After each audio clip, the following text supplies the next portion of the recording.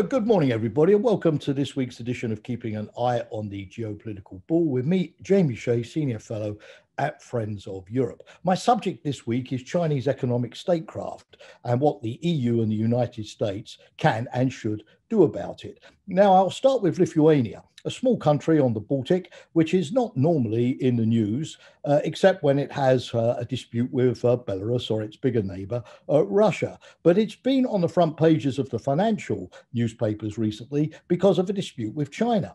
Lithuania opened a Taiwan representation office in Vilnius, and the Chinese responded furiously by banning trade and investments and denying Lithuanian companies access to the Chinese market. Unsurprisingly, Lithuania has turned to the EU for support, and Taiwan has usefully agreed to contribute $200 million to help those Lithuanian companies. But there are other examples as well.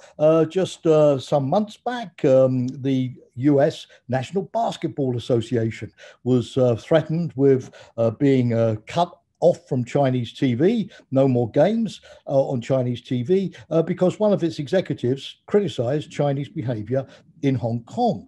We've also had Scott Morrison, the Australian Prime Minister, criticise China's lack of cooperation in investigating the origin of COVID-19 as he saw it, and China reacting by banning Australian wine and beef from its market. And South Korea has also felt the heat when a few years ago it deployed an American anti-missile system on its territory, and China responded by telling all of its citizens to cancel their holidays and their tourist visits to South Korea.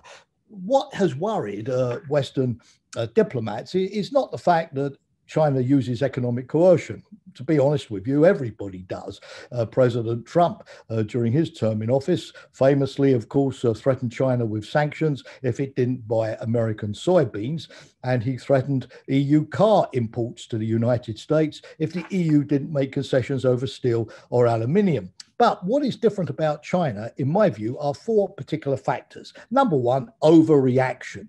When the Europeans and the Americans put sanctions on just 4 Chinese officials recently, because of their clampdown on the Uyghurs in Xinjiang province, China responded by putting sanctions on European parliamentarians, on the EU's Political and Security Committee as well. And this led the European Parliament to freeze the comprehensive agreement on investment.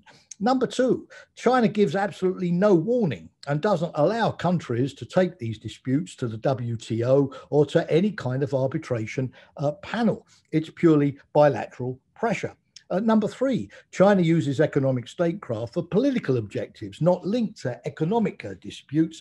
And fourthly, China bullies other countries and other companies not connected to the bilateral dispute to fall into line, or it threatens sanctions against them as well.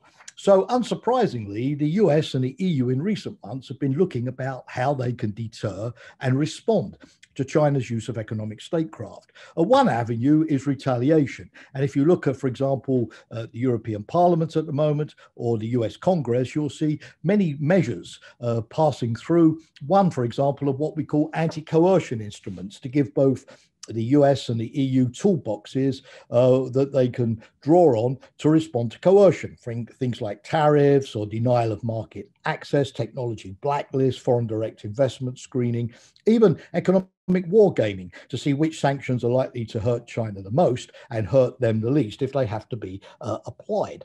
The second area is reducing dependency on Chinese goods and services. One big area is what we call rare earths, the 17 sort of key minerals that we need to produce iPhones or batteries and most electronic components.